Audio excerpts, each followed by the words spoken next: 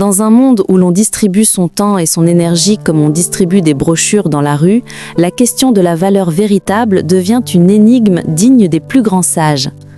N'essayez pas de devenir un homme qui a du succès, mais un homme qui a de la valeur, disait Albert Einstein.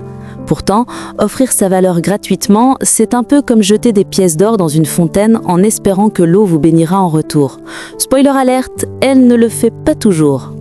Il paraît que partager son expérience doit être un acte sacré, mais si vous le faites sans attendre quelque chose en retour, attendez-vous à être le pigeon de service.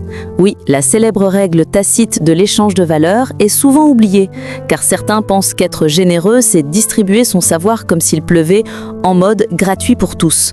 Eh bien, bienvenue dans le club des naïfs. Comme le disait Oscar Wilde, aujourd'hui, les gens savent le prix de tout et ne connaissent la valeur de rien.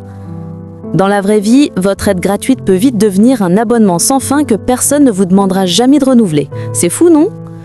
Mieux vaut parfois garder ces cartouches pour ceux qui ont vraiment mérité votre temps. Parce qu'après tout, comme le soulignait Einstein, la valeur d'un homme tient dans sa capacité à donner et non dans sa capacité à recevoir.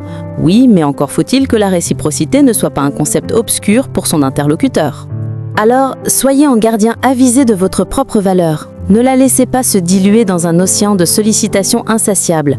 Comme disait Mark Twain, l'action est le vrai remède contre la peur. Agissez donc avec discernement dans vos échanges. Protégez votre énergie comme le trésor qu'elle est, car à la fin, c'est celui qui sait quand dire non qui tient les rênes du vrai pouvoir. Osez exiger du respect pour votre temps et regardez comment votre valeur s'en trouve décuplée jusqu'à devenir votre meilleure arme secrète.